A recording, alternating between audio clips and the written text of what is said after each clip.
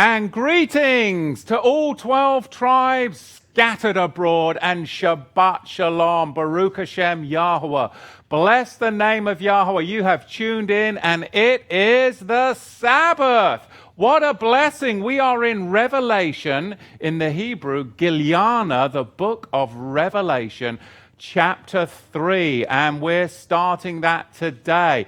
If you like this teaching, give us some thumbs up. You guys in the chat, give us some thumbs up and edify one another. We love the community that's building there. Remember, do subscribe to the channel. It really does make a difference. And you can hit that notifications button and you may get a ping in your pocket in the middle of the week if we do upload something unscheduled.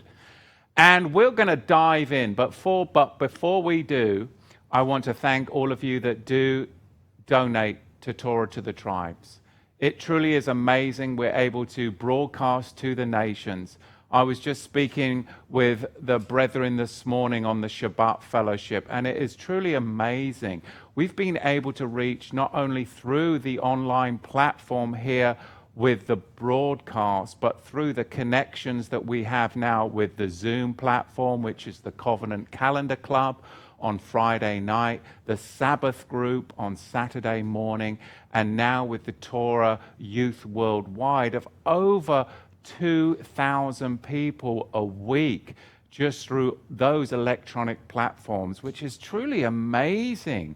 Amazing to me, the outreach that's happening, and it's all digital, and that's happening because people are supporting the ministry and enabling us to invest in the equipment and technology to be able to do that. And even here in studio, I hope you can see the dramatic improvements that are happening, and we are truly blessed, not only with the sound, but the cameras, the lights. It's amazing. And even the snacks. Levi, my son, is loving those, as you may have heard last week. Mr. Snack Attack himself. Do you want to come up here and talk about the snacks? Or are you happy right there? Let's delve in. We are in Revelation chapter 3 today.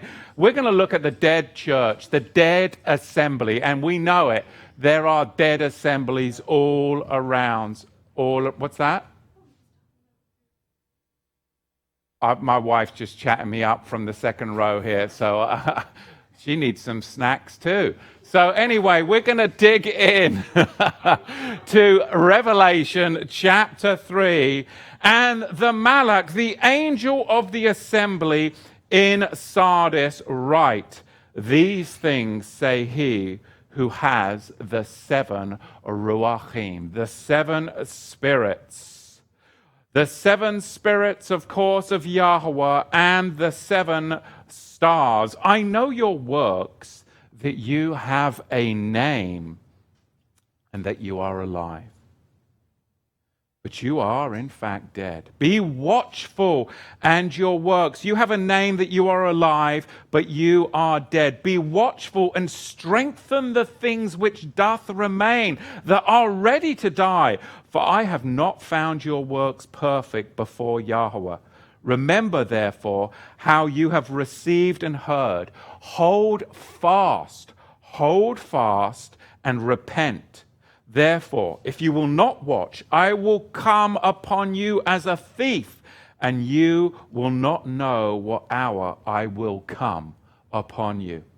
You have a few names, even here in Sardis, who have not defiled their garments, and they shall walk with me in white, for they are worthy. He who overcomes shall be clothed in white garments, and I will not blot out his name from the book of life, but I will confess his name before my Father and before his heavenly malachim, angels. This is powerful. And in summation here of our opening few verses, verse 6, he who has an ear, let him hear what the Ruach, the Spirit, says to the assemblies. This is the opening of chapter 3 of the book of Revelation, particularly the admonition here is to be vigilant. vigilant. Because what do we see with the assembly of Sardis? There is a lack of vigilance. They cannot. They're asleep at the wheel. Everything will go on tomorrow just as it did yesterday. We are fine. We do not need to be... That's a conspiracy theory. Oh, don't give me that. I'm happy in my life. Don't accost me with truth, biblical reality that goes against the grain. I don't want to wake up from my slothful state. How dare you? How dare you question me? What is this feasts and festivals and Sabbath? And what do you mean lobster? I can't have lobster with garlic butter? How dare you assault me with those kinds of things and wake me from slumber? A lack of vigilance. That was really the epitome of Sardis. And we can go into the political spectrum and we can talk about our southern border and how people are climbing over the wall. And how on earth would I tie that in with Sardis? Well, I'll tell you how. Because I will tie that in. Our southern border, lack of vigilance, climbing over the border walls, affronting us with all kinds of civilization implosion that we're seeing in here, because we don't even have a lack of demographic vigilance. Look at what happened to civilizations in the past through demographics and see if that's happening to us today. And how can I tie that in with climbing up walls and climbing over borders? Well, let's see. Because there is an admonition that is overarching here in the scriptures about Sardis. So let's look at a little bit of history of that assembly of Sardis, its geographical location, and some of the history of what was going on at that time, and then see if we can bring that forward into our very day and make some connections. I believe that we can, because we all need to be what? Vigilant, watchful, even if that means that you have to change your life and you need to get out of the culture and get into the word of Yahweh to do it. So that's the overarching message, is vigilance today, because Sardis had twice fallen to an enemy. And how did Sardis fall to that enemy? Not once, but twice, because of a lack of vigilance on the part of the inhabitants of Sardis. In 549, before the Common Era, Cyrus actually captured the acropolis by deploying... See, I told you I could tie it in. How did Cyrus actually capture the acropolis in Sardis in 549 before the Common Era? He got himself a little climber, he did, that climbed up over the crevice, scaled the crevice in one of the near perpendicular walls of this mountain fortress. That they thought that they were impenetrable. They thought that they were just, nobody would be able to get in. But Cyrus, he employed a climber to, of course, penetrate what they believed, the inhabitants believed as they were asleep in slumber, something that was impenetrable. Now, late in the 3rd century before the Common Era, Sardis was again captured by the very same way. You thought they would have learnt the first time, but again it was captured when a Cretan by the name of Lagoras found a nice slender crack with about 15 other men, and he ascended and opened the gates of Sardis from within, allowing the armies of Antiochus the Great to overpower the rebel Archaeus. And this happened in 216 before the Common Era. So why does Yahusha address them for a lack of vigilance? Because of the history of Sardis. They were so secure in their mountain fortress, they believed that they were impenetrable, that everything would go on as it did yesterday, so it would be again tomorrow. And they even neglected to secure their borders. They neglected to secure their fortresses, their foundations. They were asleep at the wheel because they had been living in the life of luxury, and therefore they had their borders penetrated by people climbing over the wall, and it happened once. And they didn't learn from those mistakes, and therefore it happened again. Therefore it happened again. Sardis was considered alive, but really, it was at the point of death. Are we in a parallel universe? How is the health of America? How is the health of the European Union? How is the health of the United Kingdom? How is the health of South Africa, I do ask? How is the health of the nations at large? We appear alive, but are we, as we are scattered in the nations, housed within nations that are in fact dying, whose inhabitants are no different than the inhabitants of Sardis? I suggest that we find ourselves in a very, very similar situation. Yet, we who have an ear, let him hear what the Spirit saith. That's what makes us distinctly different. We have to wake up. People need to wake up in this nation and other nations, the nations that I have listed, of the perilous position that we are in fact in. Repent, make teshuvah, and turn back from the precipice, because we are on a cultural precipice, if you cannot see it. And we need to restore the former fire, otherwise we will be visited with unexpected judgment. That was the admonition to those in Sardis, and the judgments are coming in the book of Revelation. These are very, very severe. Now, do the majority of the assemblies seem to fit this description today? I would say that they do, if you're really honest with yourself. The majority of assemblies seem to fit the description of Sardis.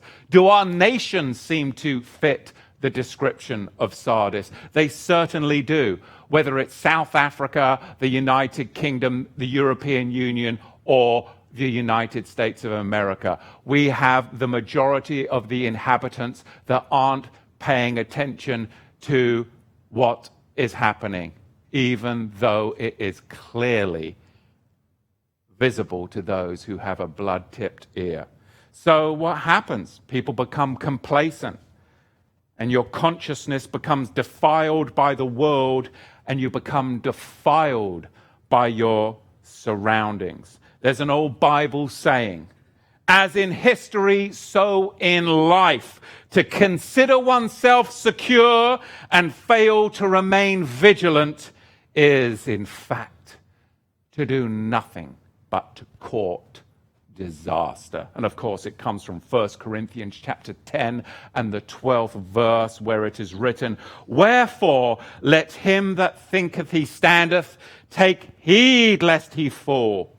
There hath no temptation taken you, but such as is common to man.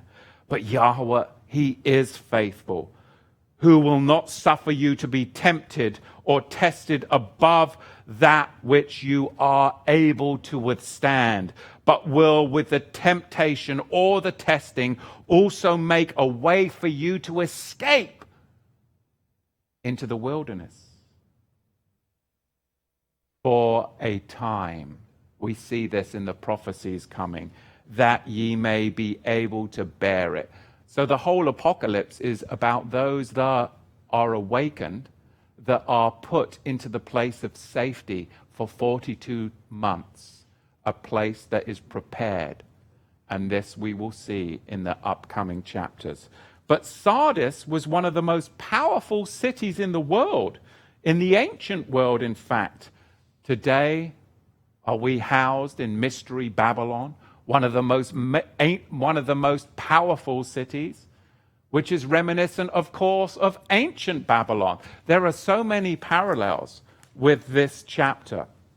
Yet we see with Sardis that was, in ancient times, one of the most powerful cities. But by the time of the Roman period, it's best described by historians as thus: a relic of the period of barbaric warfare, which lived on its past prestige rather than its suitability to the present period. Now think about that. Think about the nation where you are housed in exile today, and I'll re-quote what historians say about Sardis. A relic of the period of barbaric warfare which lived on its past prestige rather than its suitability to the present period. I mean, a 4-year college degree nowadays prepares you to be a barista at Starbucks with $100,000 in student debt. Because that period of college education in the 50s and 60s, that is no longer what you get when you go to college today. Today, if you enroll in a 4-year college, you will be educated in liberal propaganda by socialists who have a tenure. And you'll come out with all kinds of modern ideas that are divorced from historical fact. Because historical fact is all an assault according to modern liberal agenda. So our world has shifted dramatically. The past prestige with a present period that is unsuitable to the economic growth and sustainability. Is that how we live today? Oh, you can see it all around. A past prestige with a present period that is unsuitable to political jurisprudence. Do we live in that today? What happened to the laws of this country? What happened to the Constitution? What happened to those laws at the inception of America? What happened? Everything's shifting. Look at verse 3. Remember, therefore, how you have received and heard, and hold fast, and make teshuvah. Repent. If therefore you shall not watch, I will come upon you as a thief, and you shall know what hour I will, and you shall not know what hour I will come upon you. Now, of course, this is relating back to the temple times as well and the order of service, but this is applicable to our time today, even though it was written to those in Sardis. Sardis, again, was the capital of the ancient kingdom of Lydia. It was the most immovable of cities before foreign powers. Foreign powers had come and it was immovable. It would not bend. The Greeks, they had huge problems with subduing Sardis during the early colonization period in Asia Minor. Huge problems. But in 546, before the Common Era, Sardis, like I said, fell to Cyrus. And it was the seat of course, the Persian governor. But later it became part of the Seleucid kingdom, then passed to Pergamum, and then that passed on to Rome.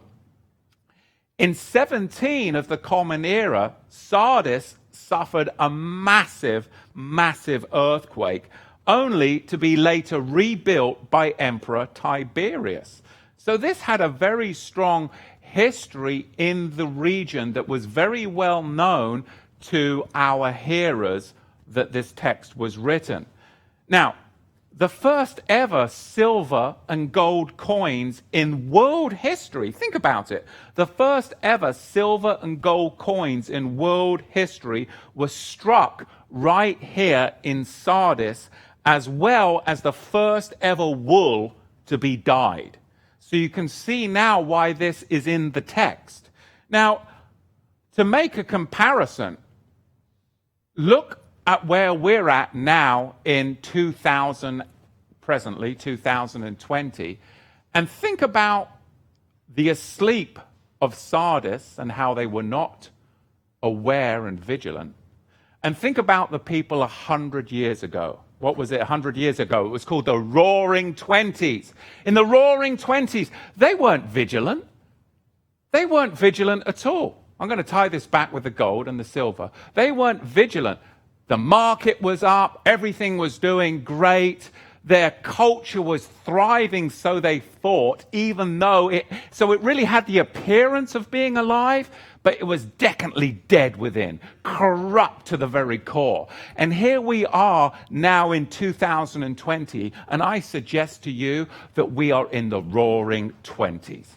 We are in the Roaring Twenties. What do I mean? The stock market last year, it's phenomenal. Everything's great. Even Trump tweeted something about, well, how is your 401ks, everybody? You should be thrilled. Should you? I think not. Well, the S&P 500 was up. The Dow 30 was up. It was a banner year last year on the stock market. Did you not know that? Where have you been? Have you been asleep? You've got to get into the stock market. There was a 22 to 29% growth last year on the market. Everything's amazing. Not. But that's what it would appear, right? If you got into gold, we're talking about gold coins. If you got into gold in 2007, well, you were laughing. In 2007, there was a 32% increase in gold. Well, that shows the stock market up a bit, doesn't it? And guess what? People that are invested in gold, they actually could control it. Whereas if you're in the stock market, you don't have control. You think you do, but that control is really in the hands of a few. It's totally centralized. If you got into gold in 2008 and 2010, it was a 28% growth that year. Phenomenal growth. Last year, gold grew 18%. Well, that's not as good as the Dow Jones and the S&P 500, which was between 22% and 29%. But we haven't even touched on crypto. Bitcoin last year in 2019, 87% growth. 87% growth. Sounds phenomenal. Well, not if you were in 2017, because if you got in on 2017, you would have lost 70%. It was a 70% drop in 2017. So crypto's a totally volatile market. You could go up 30% or down 30% on your investment in 24 hours. All that to say this. Sardis was in the very same position that we're in today. Everything seemingly looks great, but in reality, it was dying from within. I don't care whether it's the stock market. I don't care whether it's the S&P 500. I don't care if it's 401ks. Centrally controlled financial management is mismanagement. We have had that proven to us in 2008. And what we have right now is decadence that is unsustainable, and it is just a matter of time before judgment comes upon a nation of people that are ill-equipped, ill-prepared, and unable to see the times and the seasons within which we live. And just as Sardis' final undoing was by those climbing over the border, not once, but twice, our final undoing will be by those climbing over our southern border, a demographic shake-up which will affect this country into an economic crisis. You see that in the West Coast cities with all the homelessness, that then the taxpayer has to pay hundreds of thousands of dollars to service master to come and clean up the filth that's left on our streets as people are attacked on their way to pay the taxes in their jobs. It's a mess. And this is what was happening in Sardis. They were dying from within. Yet outside, everything appeared to be great. It's a bumper year, right? It was a banner year in the stock market last year, even so much that Trump is tweeting. But what we see, as in Sardis, which of course was the first ever place where silver and gold coins were struck, the first ever place where wool was dyed.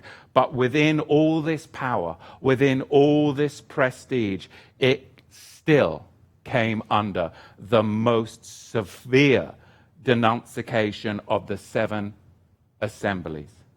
The most severe of all of them. Look at it. Look how Yahusha addresses the 7 assemblies. But these guys, they get hammered. Why? Because it had so completely come to terms. Listen, it had come so completely to terms with its pagan environment that it only appeared to have an outward appearance of life, but inward, spiritually bankrupt, spiritually dead. I suggest to you that our nations today are in that very, very state. It's very severe. Verse 4, you have a few names even in Sardis who have not defiled their garments, and they shall walk with me in white, for they are worthy. You see, as the center of the wool garment dyeing Sardis, the people there, this statement would have had very profound meaning to them, would it not? It was their economic development was based upon the gold and the silver coins that were struck there and the wool that was dyed there. That was what was going on with the people. That was their common, everyday, active work. But it could also connect back to the temple traditions, because what we would find in the temple is you would have the evening and the morning sacrifice. And the high priest would have a duty priest that would go into the temple, and his job was to stay vigilant all night long and ensure that the coals on the altar were hot, that they were kindled, that the altar did not go out. All night long he had to stay awake. And he would be, of course, his garments, many people don't know this, but the priestly garments, when they became ashen and soiled, the women who were on duty in the temple, the maidens, would take the soiled garments and they would shred them and they would bind them and turn them into the wicks for the menorah, and then they would be in charge of giving the priests new unsoiled garments. Now track with me here, because this whole teaching is about vigilance.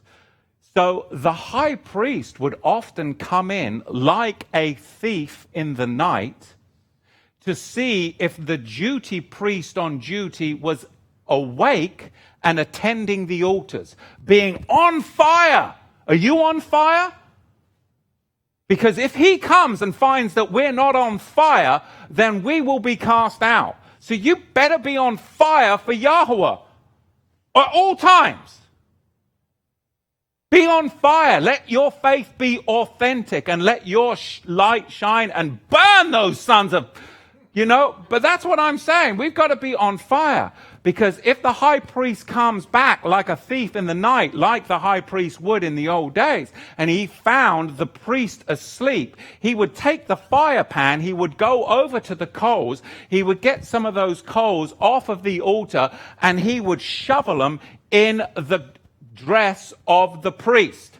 And his garments would be on fire, he would strip naked and would run out of the temple bare, naked, and ashamed, and his whole family would be publicly humiliated and dishonored within the community because he was a fraud that had caused devastation to Israel. Because if the temple fires go out, then the sacrifice cannot go up in the morning.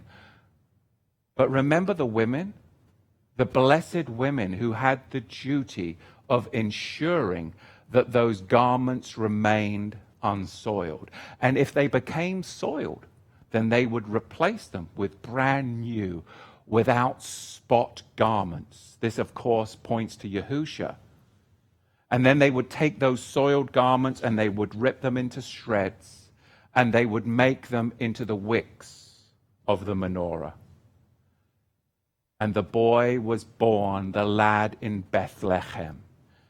And he was placed in a manger in swaddling cloths, because Mary, his mother, was one of the women who attended in the temple.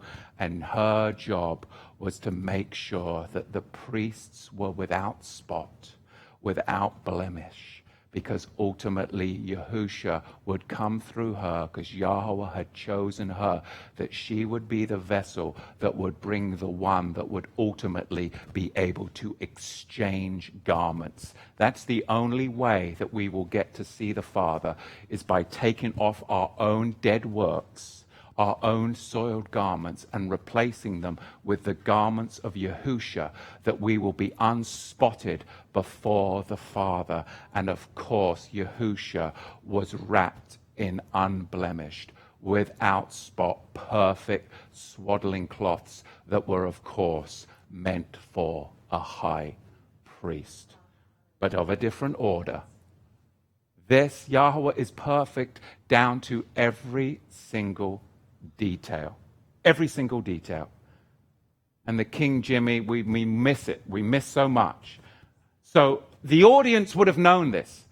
They would have known that Miriam was an attendee of the temple. They would have known all of the traditions and the accounts of how many losers the priests were that were asleep at the wheel. They would have seen and heard in history the testimonies of families that got driven out of Jerusalem because one of the descendants fell asleep on the watch.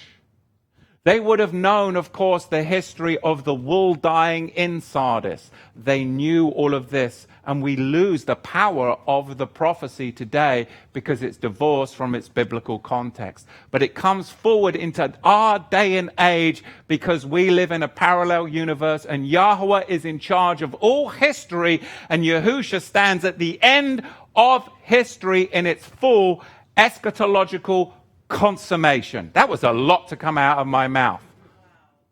And I didn't actually fumble my words right then, because I've had a little few fumbles today, but I'll have a spot from my water bottle. No sponsorship today. Look at chapter 3, verse 5. He that overcomes, the same shall be clothed in white raiment, and I will not blot out his name from the scroll of life.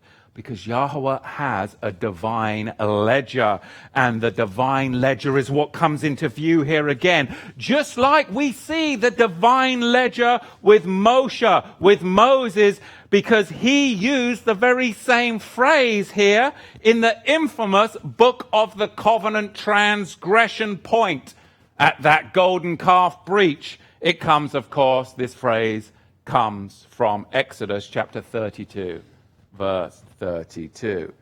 It is written, yet now, if thou wilt forgive their sin, and if not, Moshe said, blot me, I pray thee, out of thy book which thou hast written. So the context of Revelation 2 is Exodus chapter 32, the golden calf breach. Because ultimately, this is a transference of priesthoods, a transference from soiled garments of the Aaronic line into the pure garments of the Melchizedek. Are we ready to transfer?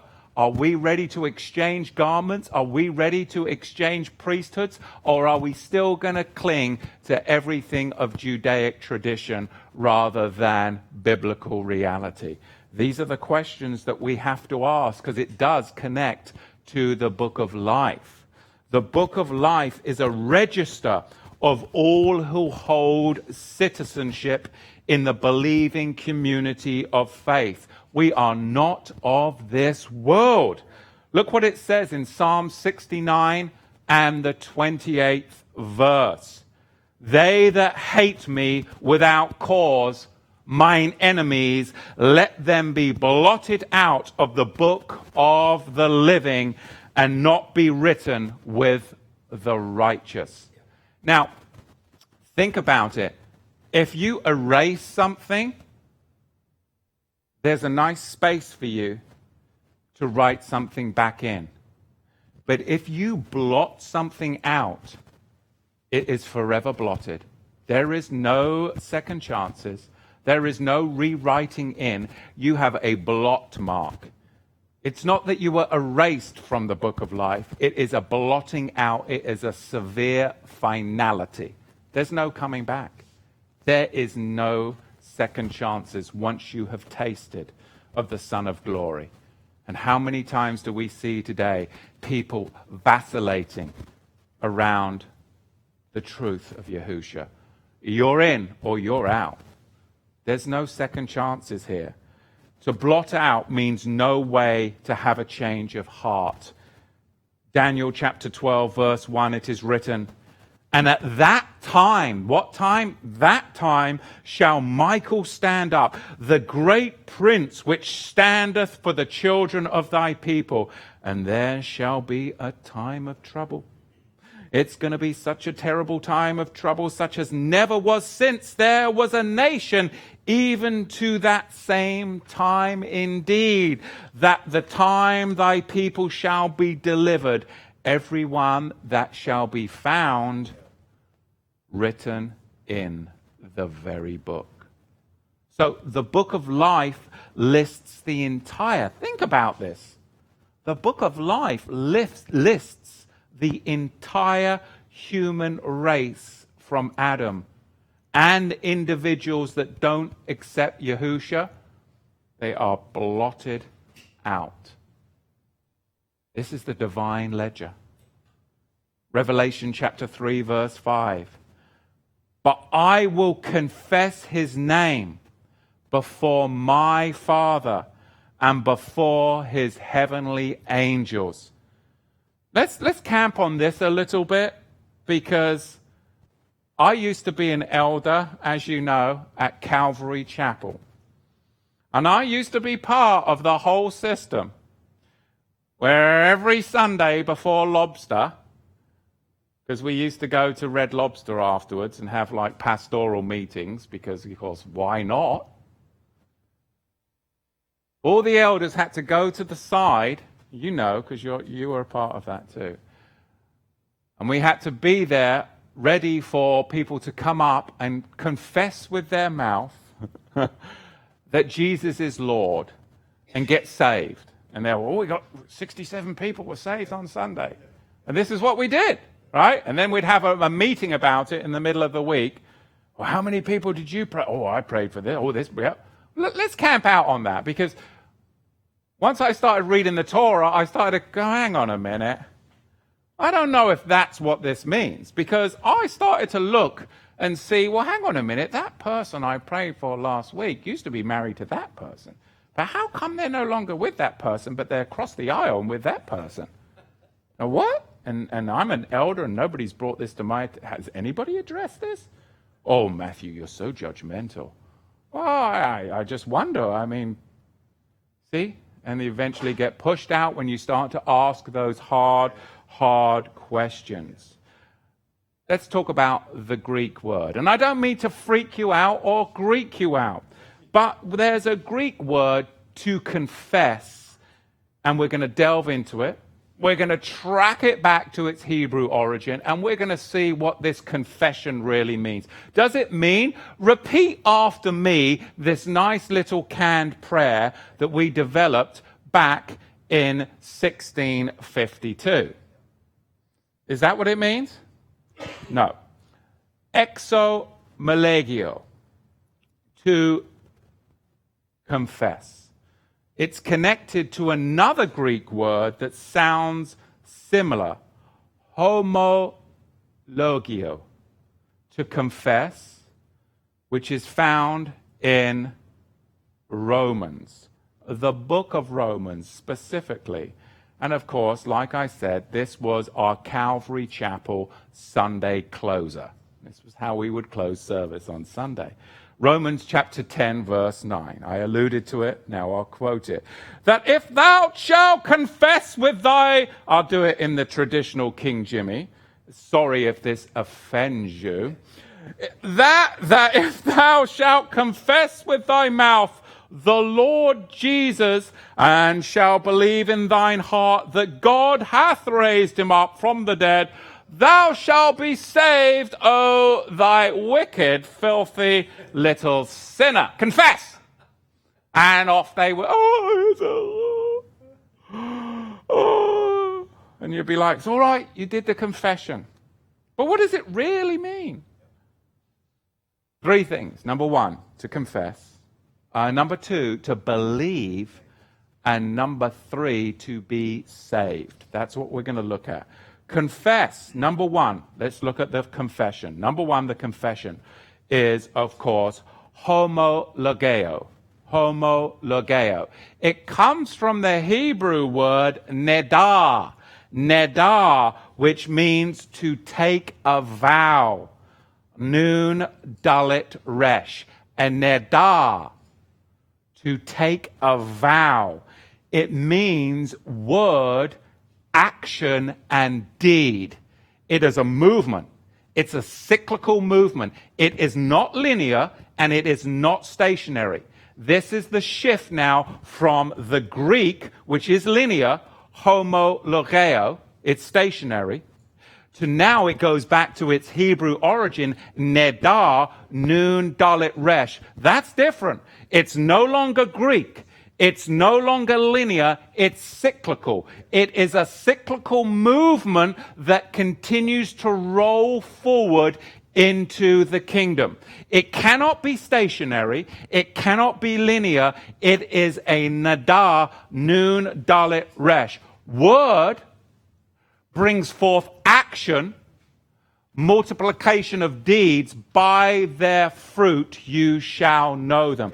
Does it start with word? Yes.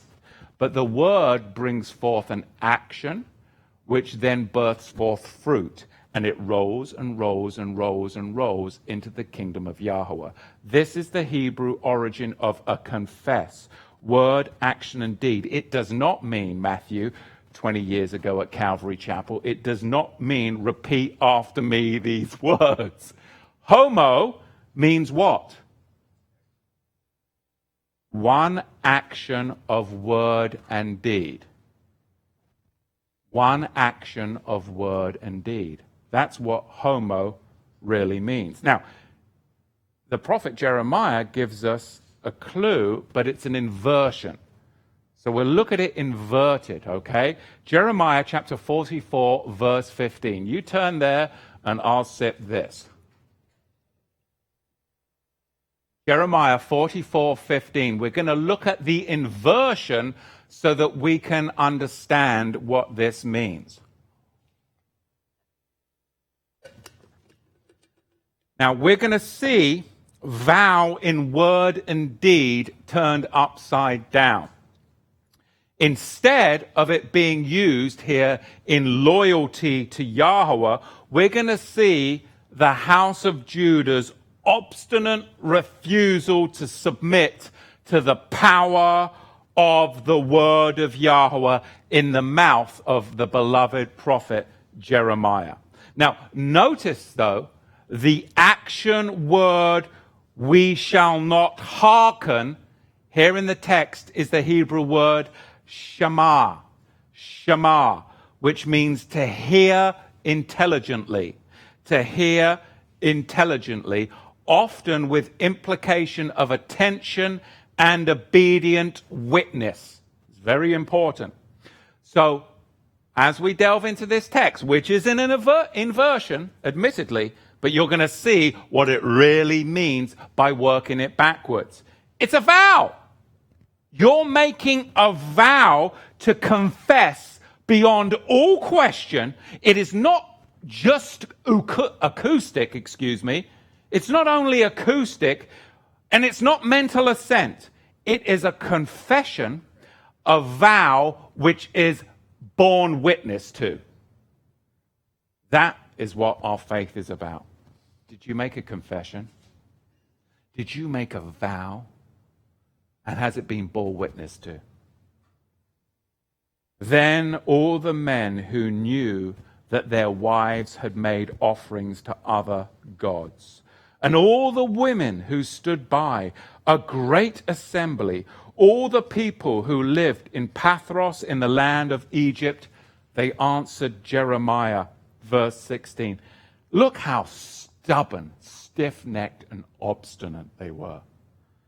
As for the word that you have spoken to us in the name of Yahweh, we will not listen to you, but we will do everything that we have vowed, make offerings to the Queen of Heaven. So what happens when you don't follow through with your vow? Punishment will follow. Meaning, if you give Yahweh lip service with Jesus and you don't vow your life, there is going to be a worse punishment. The Bible says that those that do such a thing will be beaten with heavy rods by the master himself. Oh, well, that doesn't sound like my G. Well, that's called the rod of iron. That's called his Melchizedek scepter, because he's going to come back for his own and also chastise those that just gave a lip service, that didn't actually vow with their life and bear witness to him. It will be, in fact, sad to say, and this will upset some people, a worse punishment than the heathen who never vowed in the first place. A worse punishment than the heathen that never vowed in the first place. I would rather that you were cold and never even taken the vow, never even given me lip service. Of course, I would much rather that you be my own, that you had made a vow, you had put it into action, word and deed, and you are on fire for me. But they that are lukewarm, that just gave me lip service, I do not know them. I would rather spit them out. Luke chapter 12, verse 47. The Lord of that servant will come in the day that he hopeth not, and the hour that he knoweth not. You see how this ties in with the narrative of Sardis, the thief in the night? We're now looking at a master and his servants. That's what the narrative is about. Is Yahushua our master? Are we his servants? This is a parable, if you will, of Yahushua and believers. But this is now targeting those that gave him lip service. The Lord of that servant will come in the day that he hopeth not, and the hour that he knoweth not, and shall separate him, and shall appoint him his portion with the unbelievers. They go to the same place. And that servant who knew the will of his Lord, he heard it every Sunday. He heard all of those sermons for all of those years. He even had the Romans 10 prayer put over him by an elder at Calvary Chapel, but he didn't follow it forward. Or she didn't follow it forward. Didn't put it into action, didn't put it into word or deed. And that servant who knew the will of his Lord and prepared not himself and did not according to his will shall be beaten with many stripes. But he that knew not and did things worthy of stripes shall be beaten with few stripes. This verse is always skipped over in the church. Always. This is an affront to grace. But it's a biblical reality.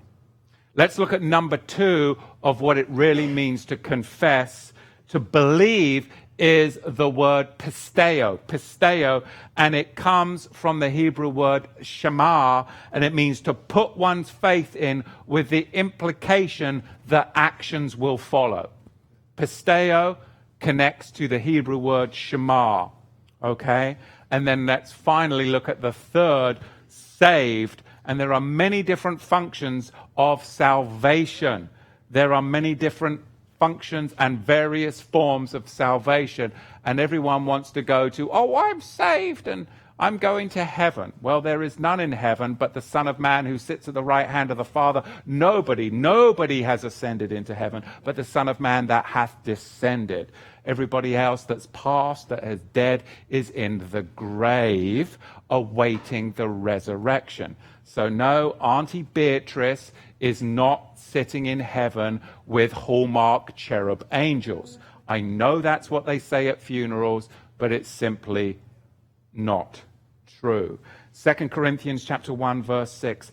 And whether we are afflicted, it is for your comfort and salvation, being worked out in enduring the same sufferings, which we also suffer, or if we are comforted, it is for your comfort and salvation. Is this talking about salvation eschatological into the kingdom of heaven? No, this is talking about saved from the power of sin.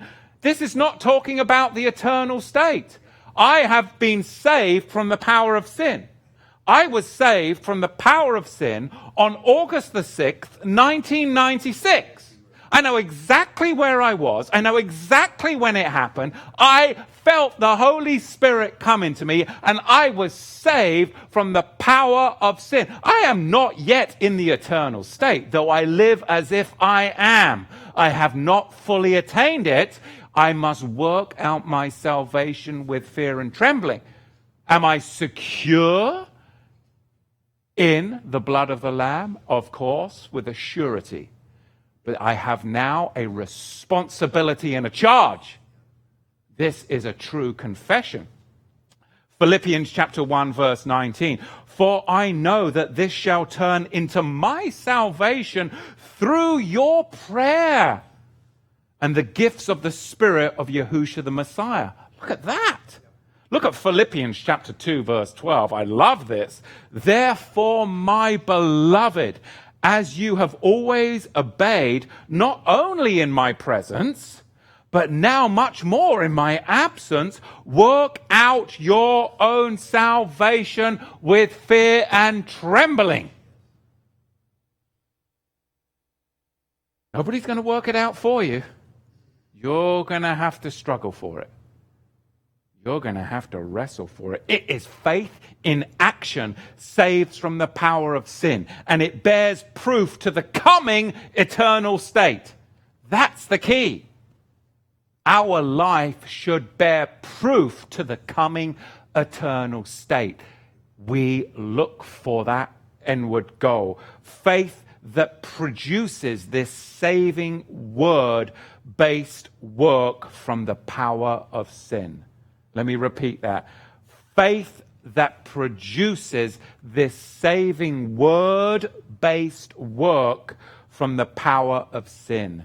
Saves you from the penalty of exclusion from the Atid Lavo, or the millennial kingdom. That's what James chapter 1 and 2 is about, which is why Martin Luther had a major problem with it and didn't want it in the canon, if you will.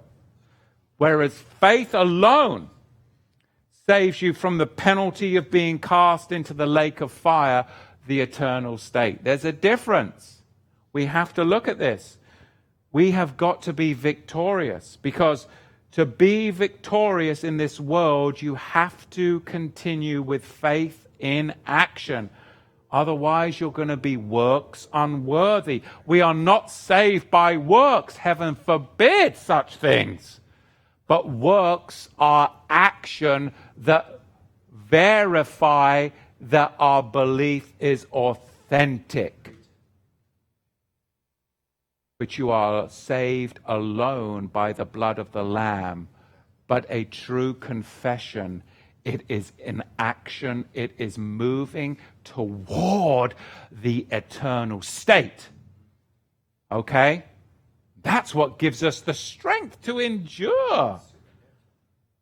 That's what gives us the strength to endure. I'll finish up with this verse, because this is a short one, because I'm going to make this a two-parter so I don't go on too long. Chapter 10 of the book of Matthew and the 32nd verse, it is written. I'll finish up with this. Whosoever therefore shall confess me before men, him will I confess also before my Father who is in heaven.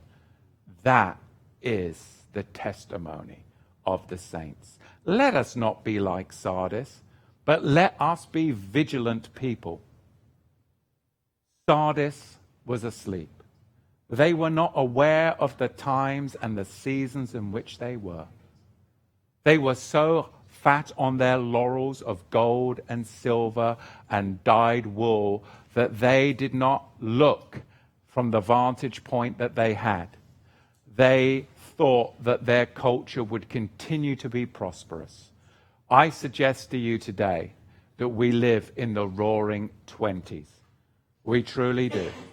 100 years ago, they thought that everything would go on as before. We were even in the gold standard. We don't even have that backing now. That has been removed.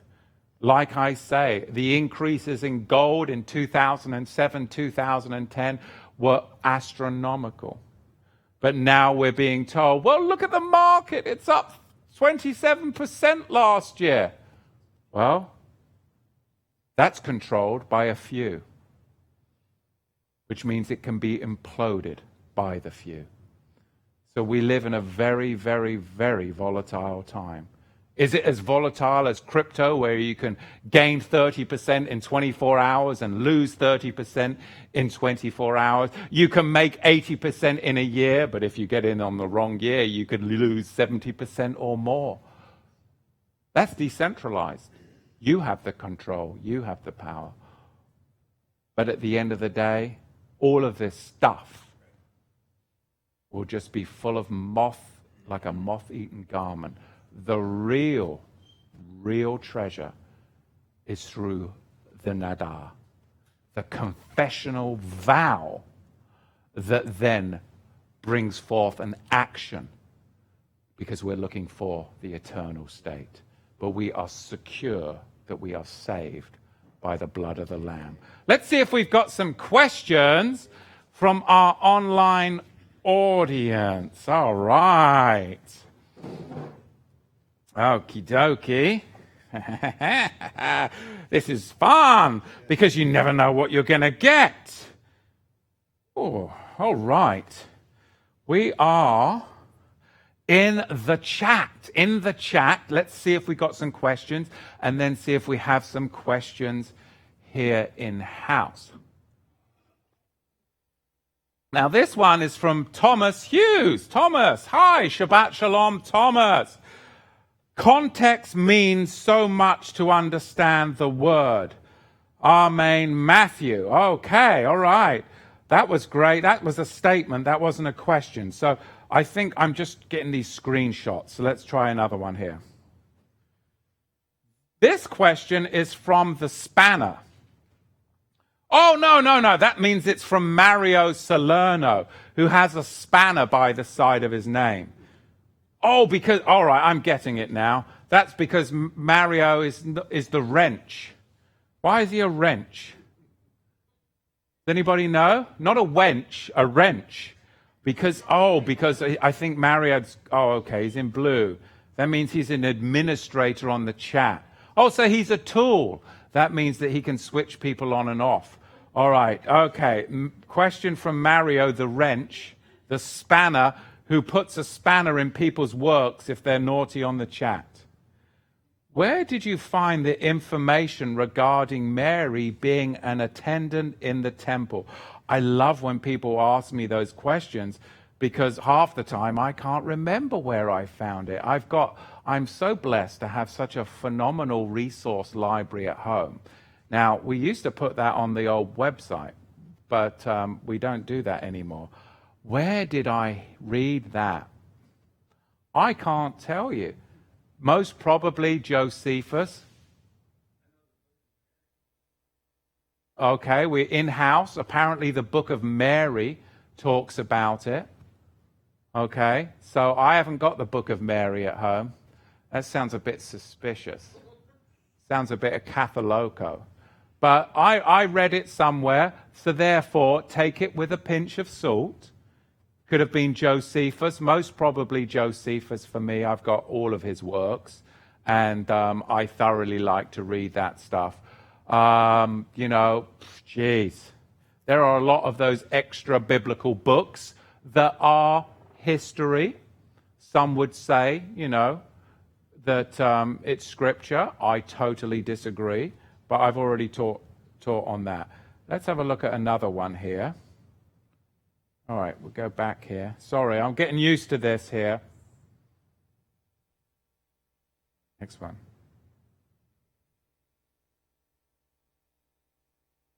Okay, this one's from Fulton Full Gospel Church. Cool. Let me do my American accent. Cool. Are y'all dispensationalists? No. But I do tell you what, we do identify with biblical Israel. That's not a replacement of Israel. It's an identification of the Israel of Elohim, Galatians 6:16, not the Israel of the New World Order. Different than dispensationalism. But that's a good question. But we're happy that we've got some church folk tuning in, and I hope we can keep you and that you don't get offended. You've got to have some thick skin around this place, All right. Let's have a look. This one's from Tracy Williams. Shabbat shalom to Tracy Williams. Is Mount Sinai chronological? Deuteronomy 9:9 to 29 retells events. Still places the breach after the first tablets. Deuteronomy 10:4 plus 5:22 says the sanctuary priestly duties part of the Book of the Covenant. Melchizedek priesthood changed to Levi after the breach. Wow, that's a deep question, phenomenal question. Love the scriptural links there. We've got Deuteronomy 9:9 through 29, Deuteronomy 10:4 and 5:22, but Deuteronomy, the second law, a retelling of that which went before. It is, the telescope has been retracted. It is a condensed view of all that has gone before. It is not chronological. It is a telescope that has been contracted, okay, that then accounts for all that has gone before. But it is not a retelling in a chronological narrative. And that is where Judaism and the Messianic movement goes awry. And we've dealt with this many a time. That's why, and I don't believe that all things church are bad. When they named it Deuteronomy or Deuteronomy, that was a good name. Yes, in the Hebrew it's Devarim, words. But if you really want to understand, it is a retelling of all that came before in a contracted telescope fashion. And if you want to see the telescope opened up, then you read Matthew, Mark, Luke, and John. Okay, that gives you that big view. So you see that a lot within the scriptures. That's a good question. I like that. We could spend the whole afternoon just on that one. All right. All right, I think I went ahead here.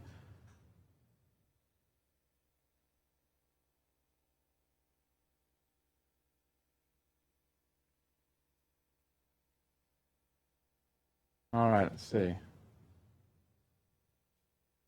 This is from Sarah C.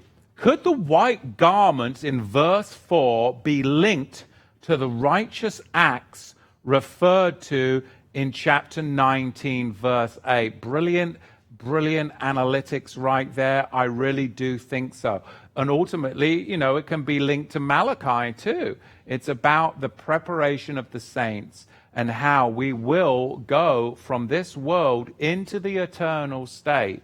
And those that present themselves with their own works, with their own garments, are but filthy rags, and they will become ashes under the feet. They will not be able to withstand the fire, and they will become ashes under the feet of the righteous, those that have exchanged their garments with the garment of Yahushua, which of course is what it's all about. This is amazing, right?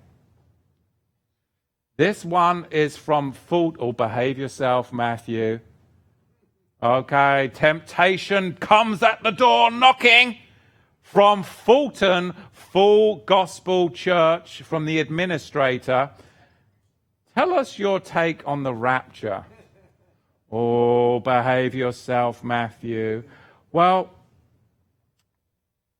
I would just say that 2 Thessalonians is a very good foundational text for us to see that the dead in Christ shall be raised.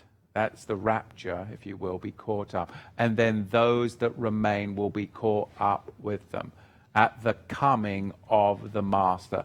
There is only one coming. There's not like two and like a mid-coming. There is going to be a catching up before Yom Yahweh, the day of Yahweh's wrath that is poured out on a Yah-rejecting society. But there's one thing that we are promised, and that is tribulation. That is assured to us. There is no escape. There is only a tribulation, and then we are all brought forth before the outpouring of wrath. Now, if we were to track this with the biblical feasts, you would see that this all comes into fruition around the time of the full festivals. If the day of Yahweh's wrath is poured out on the Day of Atonement, the 10th of Tishri, then there would be a catching away of those saints right before Yom Kippur. But that means you've got to go through the tribulation, that hot, dry, barren summer. Then you would hear the last trumpet at the Feast of Trumpets. Then there's going to be 10 days of awe, of a weeping and a gnashing of teeth before there is the realization that it is now too late.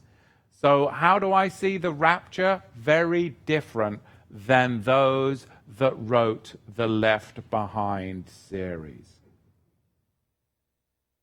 So hopefully we still have got the administrator from the Fulton Full Gospel Church on the chat, because we're really happy that there are people that are waking up, because I, again, myself, I do not despise my beginnings at Calvary Chapel, and neither do we despise the Fulton Full Gospel Church administrator, and are blessed to have you a part here. And you don't have to agree with everything that we believe, because many of the biblical truths are taught in the churches today as people are waking up, and we all need to help one another come to the fullness of the revelation of the gospel. So we're just happy to have the Gospel Church with us this afternoon. Hello, Modesto Gaza. We've got Modesto, and he's going to ask a question. Can Greek be trusted all of the time, considering their society was so degenerate and idolatrous? Consider the 3 definitions of love. Isn't this similar to how homosexuality uses love as a shield?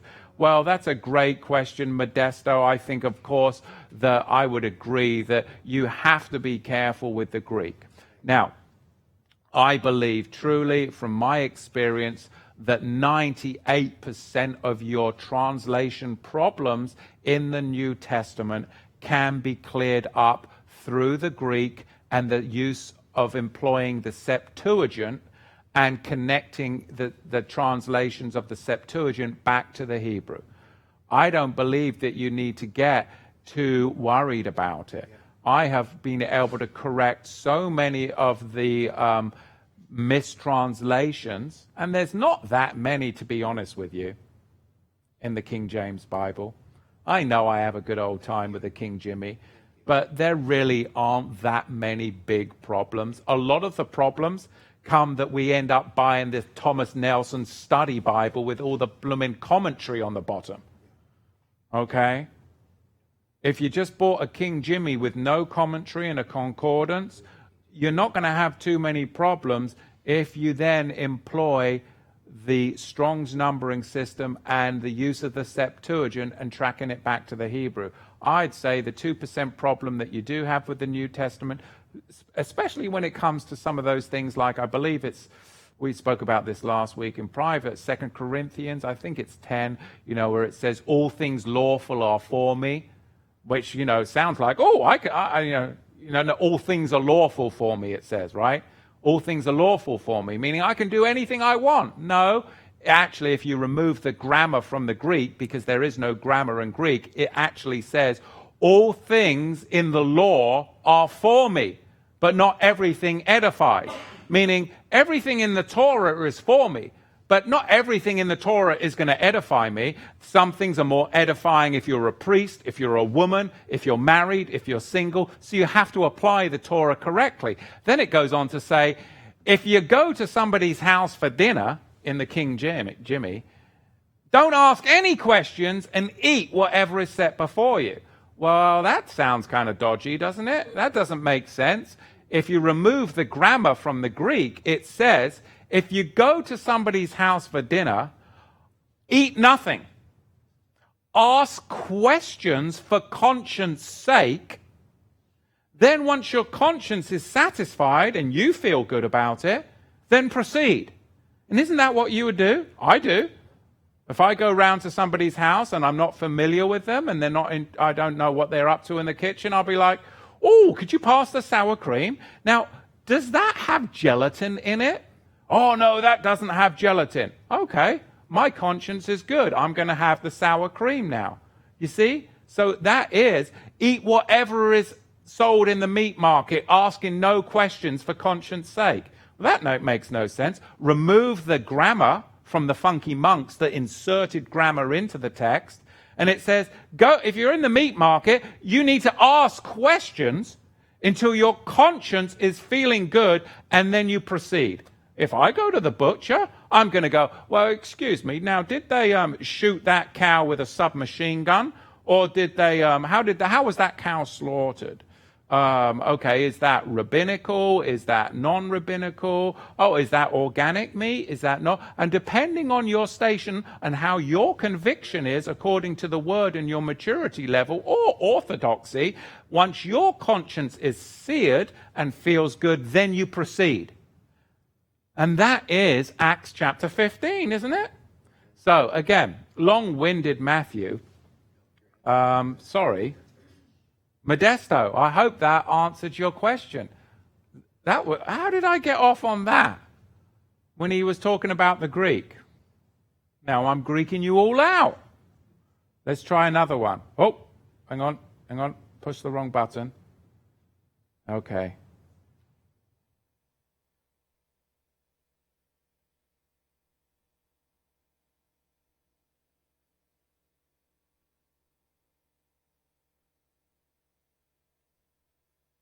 Let's see.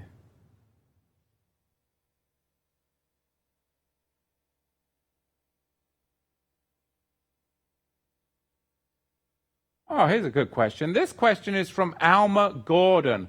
I am studying Romans. In chapter 13, you mentioned the word Metatron. Who is Metatron?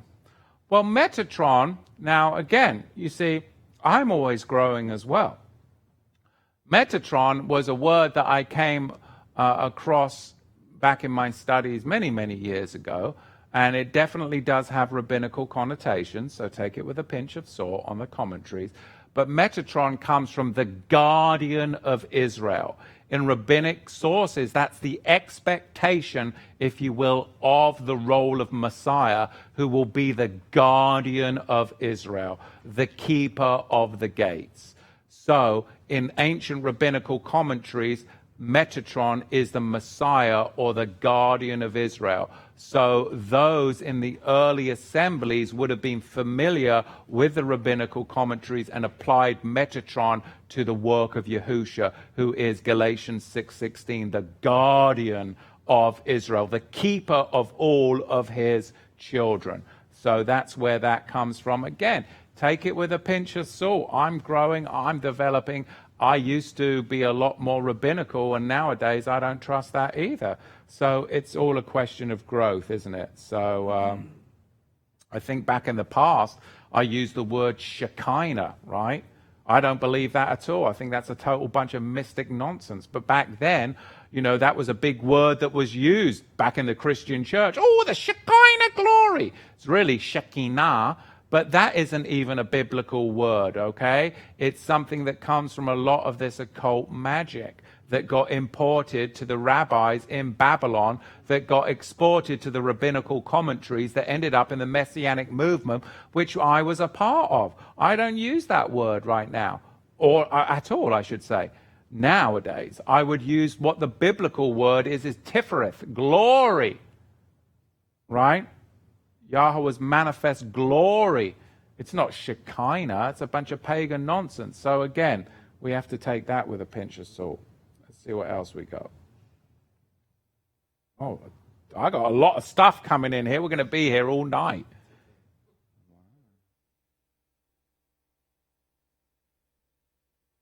Oh, there's so many good ones here. All right, let's talk about circumcision. This is from Christopher Wellendorf. Shalom, Shabbat Shalom to Christopher Wellendorf. Why are there instructions for circumcision in Leviticus if the Israelites didn't perform circumcision in the wilderness? Excellent question. Circumcision, of course, is inception originally. It was the covenant entry sign given to Abraham. Entrance sign, the token of coming into the book of the covenant. After the golden calf breach, the covenant was broken. It could no longer be entered into. Therefore, they stopped circumcising because they knew, well, what's the point of circumcising into a covenant that's broken, especially now that we can't enter into that covenant? So that's why you had Levites and a whole generation of Levites walking around, carrying the ark, that weren't circumcised because they knew that it was a moot point. There was no covenant to enter into. So what would the purpose of having a sign? It would be like a man and a woman, heaven forbid, being divorced, and then the husband or the wife going into another person. They can never go back. Not after they've done that. Not after they've gone a whoring. The golden calf, if you will. They can never go back. So what would be the purpose of the person wearing a wedding ring? A sign of a token of that marriage, which is absolutely broken, that they can never go back for. It's kind of not worth using the sign because there was been a betrayal. But we come to Joshua chapter 4, and circumcision is reinstituted and reclassified now as not as a covenant entry sign, but as a land token sign. It's a land token sign, which is why it appears in the Ezekiel and the Revelation of the 13 scrolls. Because that was a constitution that was offered to the princes of Israel as they were in exile. And part of that was that they would have a return to the land. Thus, the land entrance sign would be part of it. but they rejected it. So now on the other side of the golden calf breach, the rejection of Ezekiel's message and the redemptive work of Yahusha that returns us back to the covenant, we now have a token sign entrance into that covenant. And as Paul tells you, it is the circumcision of the heart. It's bigger, it's better, it can be tested as real. So that's all that to say this. Let's get on with another question here. Let's see. Oh, let's go here.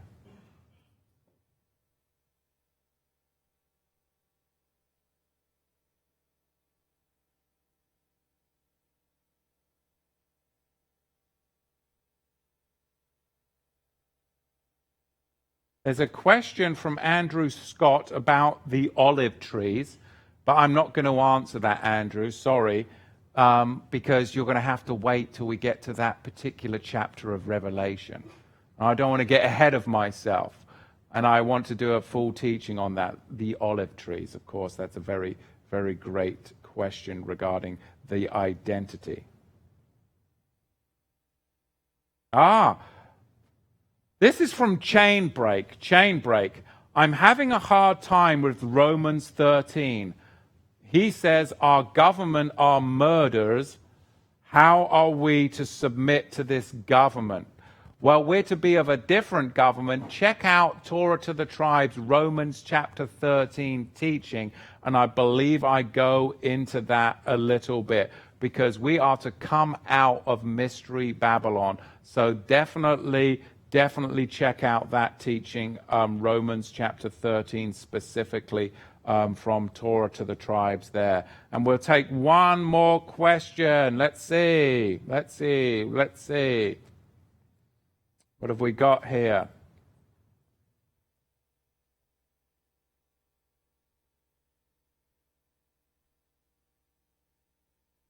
Oh, the Libby Tube. Here's a good one. Who are the redeemed in Revelation chapter 5, verse 8 through 10, if our souls stay in the grave? Oh, that's a great question that, again, I'm not going to answer for another couple of weeks, but I better answer it, because that one is a fabulous question. Libby does a great job. Thank you, Libby, for tuning in this afternoon. But she'll make sure that I do now answer that. So hold me accountable for that one, Libby. This is a great one. Who are the redeemed in Revelation chapter 5, verse 8 and 10, if our souls stay in the grave? And that is it for today. Baruch Hashem Yahweh. Questions, comments? I think we buzzed them, of course. We'll have a couple here. Let's pass forward the microphone.